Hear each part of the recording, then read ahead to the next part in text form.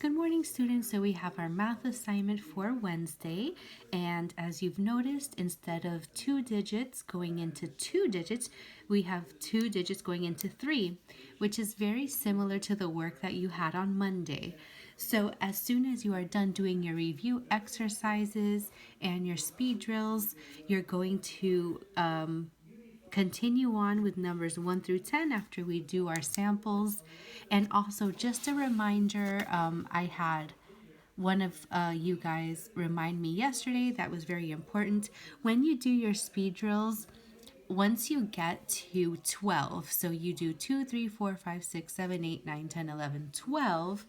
Once you're done doing a speed drill for 12, you can go back to 2 and continue a speed drill starting with 2, and then you just keep going to start over.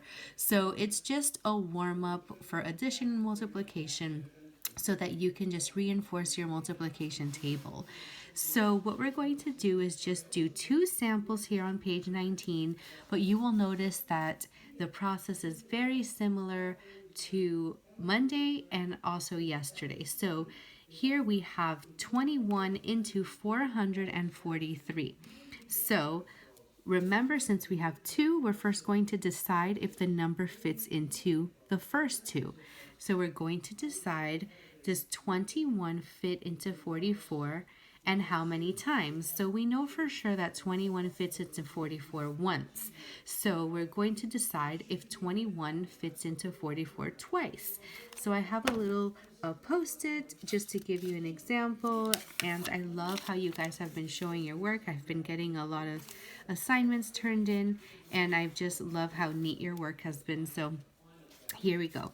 21 into 443.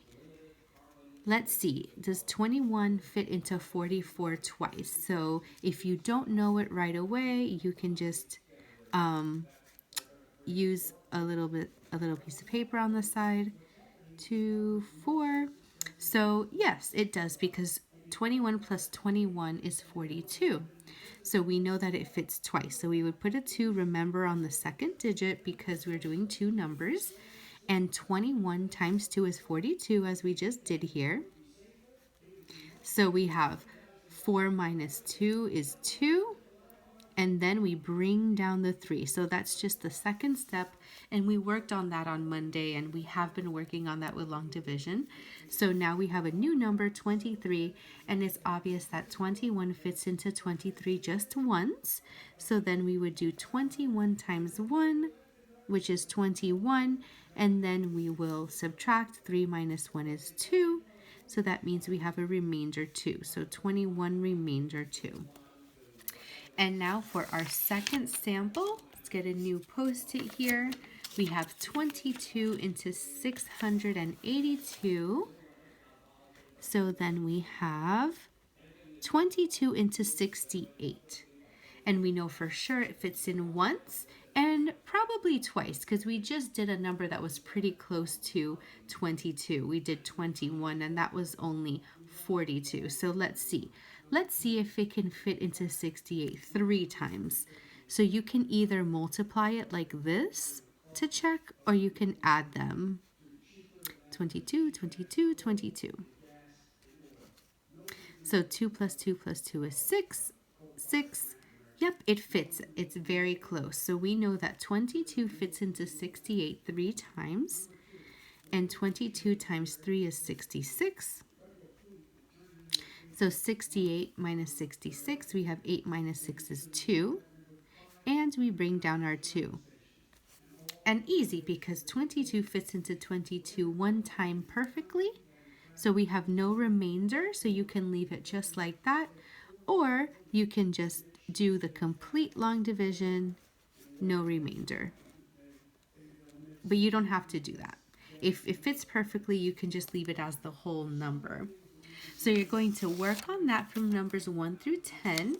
Take your time, use your extra piece of paper, and of course, let me know if you have any questions at 11 o'clock after our read along on Zoom. Okay, so here for our language arts assignment, I have one note. So yesterday, on yesterday's YouTube video, I guided you on page 32, forgetting that we actually have page 33 on Tuesday, and that's because I added another page since we do not have maps this week. So you may have noticed that on the plan, you also have page 33, but that's okay because page 33 has the same rules as page 32. It's the continuation of proper nouns. So all you have to do is just follow the instructions with underlining common nouns and capitalizing the proper nouns, which we already learned are the names of nouns. So if you have any questions on this page, I will be more than happy to help you. But just note that for Write D on page 33, where it says to write your sentences on notebook paper, if you have a little bit of room down here, you can, but you don't have to send me an additional notebook paper since we do have a lot of discussion about language arts through our Zoom meetings. So if you have questions on 33, of course I will help you, but I'm going to go to 34 because that is actually our assignment for Wednesday. And although we have page 34 and 35 for today, Wednesday, it's pretty easy because 34 is just mostly rules and then 35 is the actual work. So here for the plural nouns spelling count. So we're going to be learning about the correct spellings. So here it says to look at some nouns and notice how they name one person, place, or thing. And they're singular. Singular means one. So here we have baby, goose, dress. So we know they're only talking about one. That's what singular means.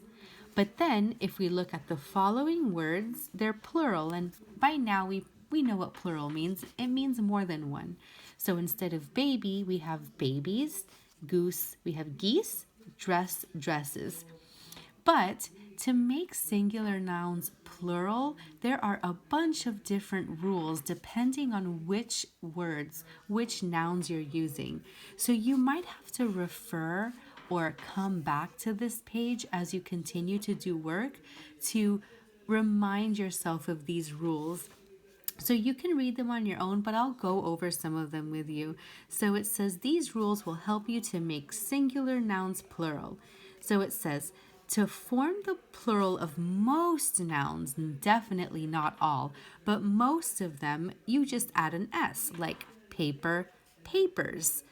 However, there are, as you can see, 7 more rules. So for rule number 2, it says to form the plural of nouns ending in S, X, Z, CH, or SH, you add ES. So, for example, glass, glasses, tax, taxes, dish, dishes, etc. So when you see nouns that end in these letters here, you usually add ES, not just S. Then here for rule 3, to form a plural of nouns ending in Y that have a consonant in front, that means words that have a Y, not a vowel, but a consonant in front, then you would change the Y to an I and add ES. And that may seem confusing, but you're actually pretty familiar with a lot of these words. Like example, puppy. Puppy ends in Y. But we don't say puppies with an S, we say puppies with an IES. So that's common with words that end in Y. So what I want you to do is take a peek at the rest of these rules, and you may not have to use all of them, or you may have to use some, or most of them you might already know by the top of your head. So what you're going to do actually is for this page on page 35, and you only have to do 35 today, is you're just going to write the plural for each of these words. And I can tell that a lot of these you already know. For example, the plural of pen is pens. The plural of boat is boats. More than one. So you're just going to write the version of more than one for each of these. And the cool thing is it gives you the rule. So for rule 1, you know that means, let's go back. to add an S. So you know that all you're going to have to do for all of these words up here is add an S. And that makes the plural. Now don't just add the S, actually write out the word and add the S. So if you have pen here, as we said, then you would write pens. And because it's rule 1, we know that all of these words are going to need an S. And then you would just write the rule down to form the plural of most nouns, add S. So you're just going to look at the rule and copy it.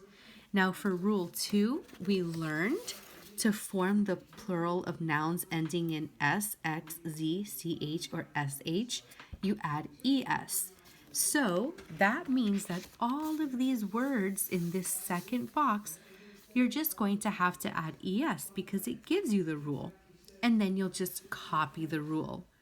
And the same for number 3, like puppy, puppies, you're just going to drop the Y's and add IES, and you would write the rule here, and so on. So we are not going to go over rules 5, 6, 7, and 8 because that's for tomorrow, Thursday.